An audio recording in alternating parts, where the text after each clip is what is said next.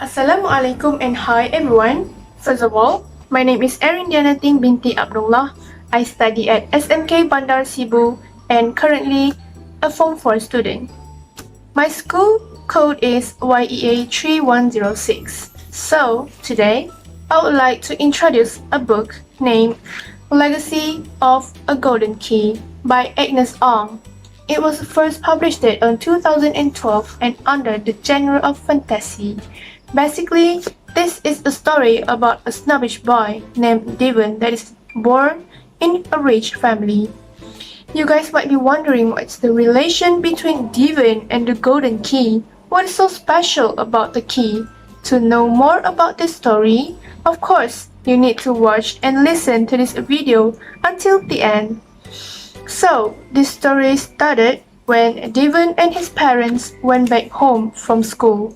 His parents got called by the school after Devon was reported to have a fight there.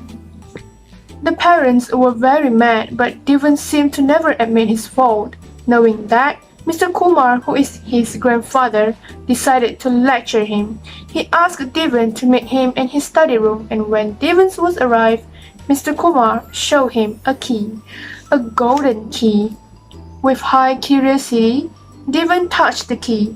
In a blink of an eye, he realized that he was not at home anymore. He shouted, but what he heard was only cats meowing sound.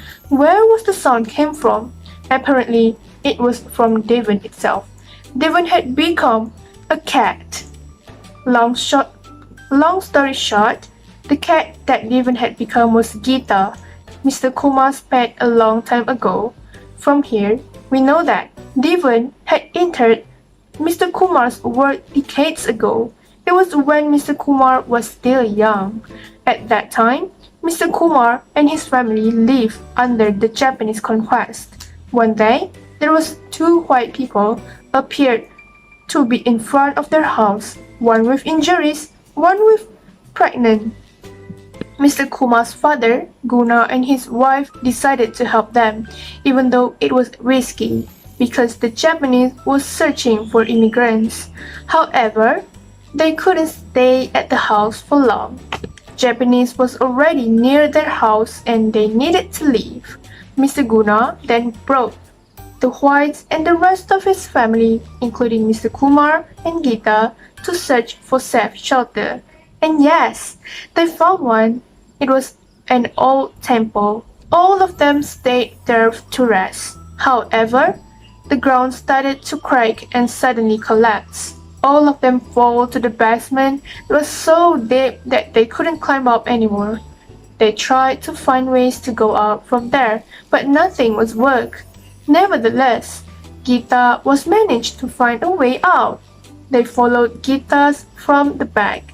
Before they finally went out, they found a chest that was full of gold coins. All of them were trying to take the gold along with them, except for Mr. Guna. He insisted that they shouldn't take people's belongings. So, they left without taking the gold and went back home. However, the whites decided to stay there for safety. Besides, they had no the urge to move anymore. Mr. Guna agreed and promised to come back with foods. Unfortunately, after a few days, Mr. White's injuries were becoming worse. As for Mrs. White, it was her time for her to give birth to her child. So Mr. Guna decided to spend some of the gold to pay for the treatment with a doctor. The Whites were safe after the treatment. Days passed. The Japanese were becoming more aggressive. Mr. Guna and the family got attacked by the Japanese, and they were so struggled to run. Out of sudden, a tiger appeared to save the family from the Japanese. The Japanese ended up running as they were frightened by the ferocity of the tiger. Mr. Guna and the rest were shocked and clueless. Why the tiger helped them? Suddenly, the tiger started to transform itself. Slowly, the shape of a person was formed. Guess what? It was Mr. White. They were so shocked that the whites that they was helping all time were actually the spirit of the Great White. The whites explained that when they were injured, they couldn't transform back to their own self because they were too weak.